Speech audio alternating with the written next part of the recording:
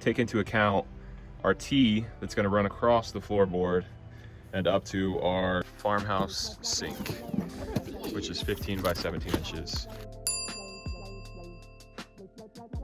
Here you see us tracing out our sink and induction stove on our butcher block countertop. This helped us cut precise holes for these appliances to sit down in.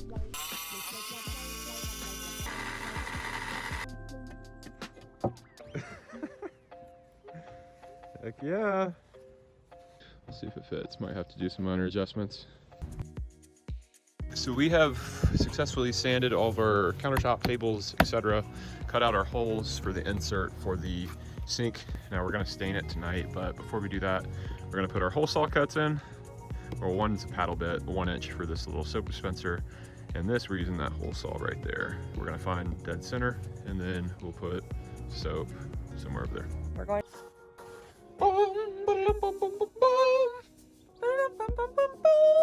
We had basically we have our dividers or spacers here, right? Got one under there.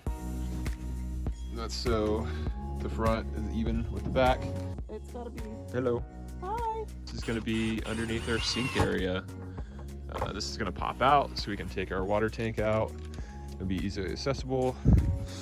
I'm gonna put in the drain right now. So first thing we're gonna do is just clean out the sink of all this sawdust. So now that it is nice and clean and shiny, I am going to take out what the manufacturer put for the drain.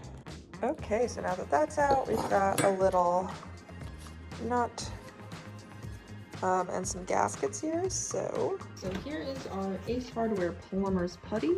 Anyway, so it said make a snake and then put the snake around the edge of your drain. So that's what we're about to do. The snake is on the putty thing.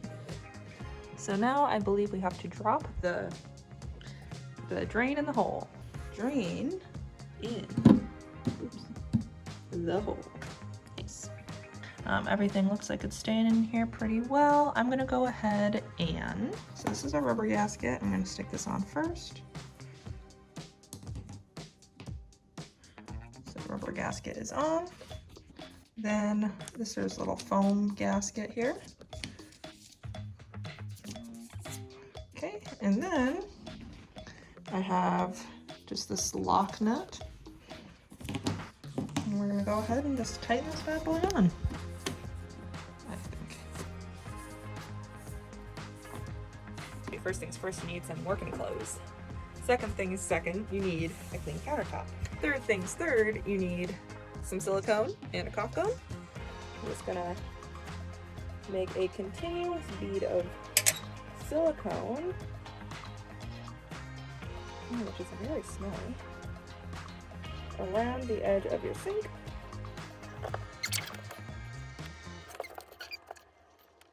Nice. There is my silicone. And then we get the sink, which will go in.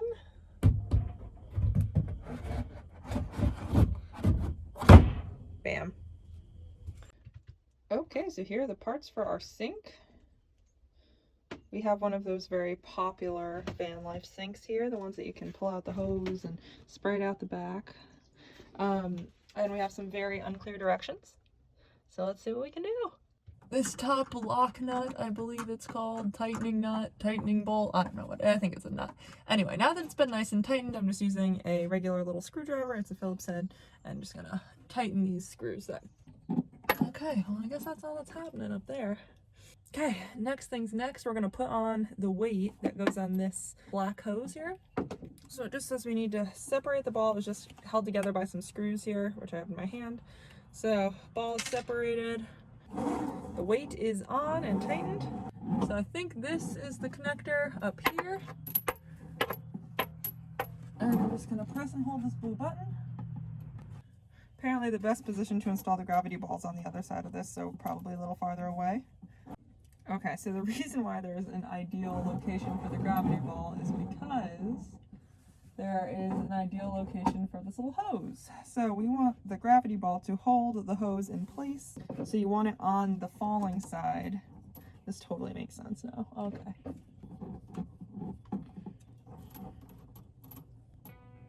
Did it.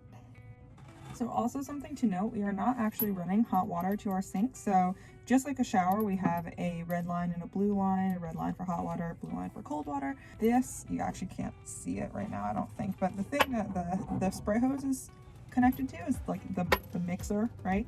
We're not going to be using the red line. I don't really know what that means for us.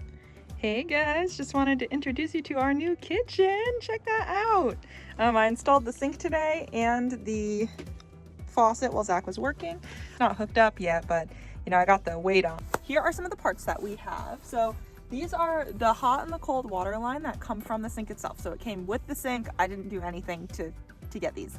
The bottoms of them are 3/8 of an inch. Apparently this is standard. Who knew?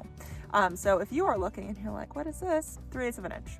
The next thing that I got from Ace, so we are only going to be connecting cold water to this, which means that obviously the hot water line is not going to have any hot water going to it. And we only have one water line, a cold water line. This is a Additive adapter, 3/8 by 3/8 by 3/8. Got it from Ace Hardware, fantastic. So what we're gonna be doing is attaching our two female ends that come on the sink to our two male ends here. They're gonna, you know, screw on like that. And then I am going to take my PEX piece, little blue guy. We're gonna cut it down to size. We're gonna put an elbow on it. It's a 1/2 inch to 1/2 inch push to connect, which is the one side that the PEX goes into, to a female adapter. And then I have one more piece that I got today from Lowe's, which is a 3/8, you can't really see that, but 3/8 to 1/2 inch. And they're just both screw-ons. Okay, so these should all go together really nicely. In between them all, I will be using this Blue Monster tape.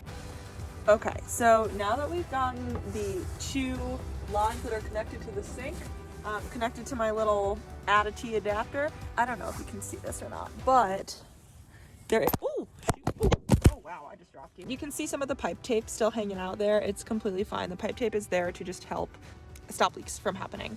So that's why that's there. It's great tape. It's not sticky at all. The next thing I'm going to do is take my 3/8 inch by 1/2 inch adapter piece. I am going to put some pipe tape around both edges, right, both of the areas that have threading on them, and I'm going to thread them onto my Additive adapter. Okay, so I just made a completely separate trip to Lowe's so that I could get this freaking piece, and it does not fit. It's not that it's the wrong size, because this is 3/8 of an inch also, but it seems like this little thing comes like in a little bit, like almost like a funnel, and this thing also has something on the inside, and so they hit before they can screw on. That is so frustrating. Oh, Fallon. Okay, honestly, usually I'm pretty against like taking the things out of the packaging to try them. Frickin' try them, because this is the 3rd time that I had been to Lowe's today. Learn from my mistakes, people. This is really makes me angry. Okay, everybody, so I am finally back from Lowe's for the 4th time today, and I have with me the appropriate coupling thing. This is our female 1/2 inch to 1/2 inch. This is a push to connect to female adapter. Okay, so we're gonna need this for the PEX. This is our Additive adapter. It's 3/8 to 3/8 to 3/8. However, this is, okay, not clear. So this is a 3/8 regular to maybe a 3/8 compression, potentially? No, it just says 3/8 inch OD to 3/8 inch OD to 3/8 inch OD female. So I'm not really sure, but it does have this annoying thing in it. See that guy? Anyway, so that's what I had issues with last time. So I got myself a 3/8 inch compression to 1/2 inch MIP. Don't really know what that stands for. That's okay. It fits because I checked.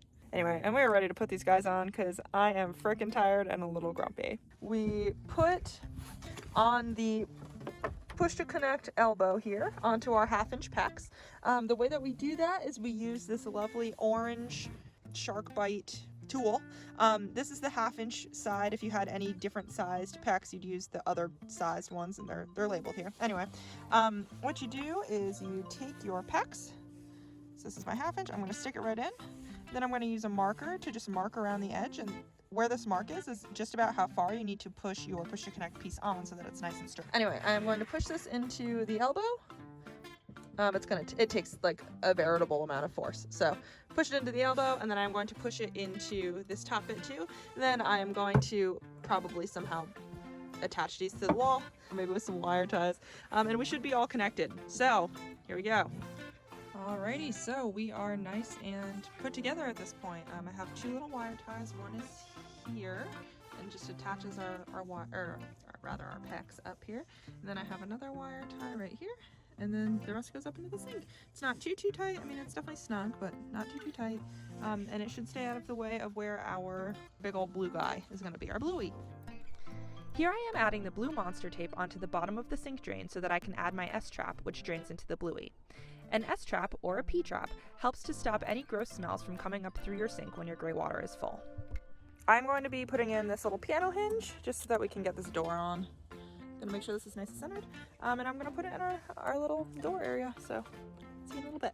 All right, good morning everybody. So I got this door on. This is just a piano hinge that we used. The piano hinges we found have been super useful. Always use the screws that it comes with. Don't try to use other screws. They don't work when you use other screws. So just, you'd think that we would know that, but we didn't. Anyway, I'm gonna get a pair of bolt cutters and just cut off this guy, and here it is. So that's very exciting.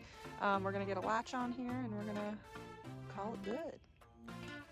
All right, about to do the second half of this hatch right here. Gonna put you on time lapse so you can see. We finally have all of our attachments. We're just gonna put a bucket on the end of this, and then check that water line, see if it works. Check all the other lines, see if they work. Great. Step 1, attach the winky. Or the funnel to make this end easier to adapt and go into our fill port. I prefer to call it the winky. I just think it's funnier.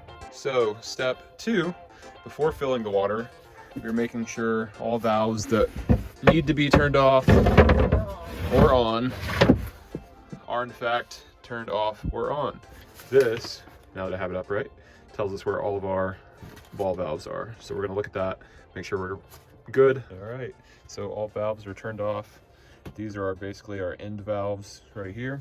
It's not necessarily a ball valve, but there is an opening on the backs of those. So like our mixer, which is back here, opens whenever we adjust this. So that's really all we have to do from here. We're gonna go fill it up.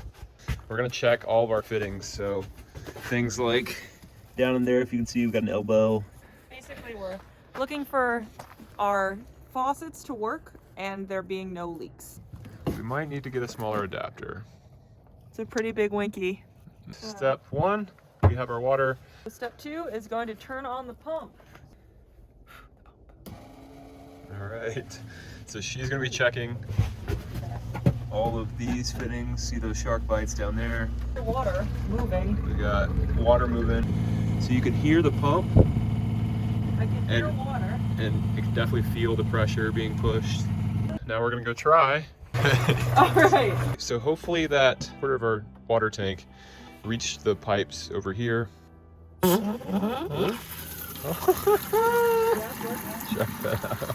Oh yeah, oh wow, that's coming out. So take 2 on our, beautiful. And I can hear our pump going again.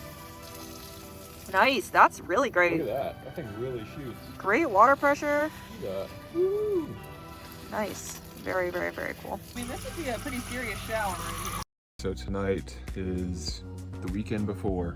First time I'm actually seeing our kitchen top without a towel on it. And our like things on there, right? Like our spice jars and our knives. So Fal's gonna do the honors and put that The inaugural stick in it. Yeah, this is sick. It's a really big moment for us, honestly. We've been preparing for this, and this is literally the weekend prior. Fit great.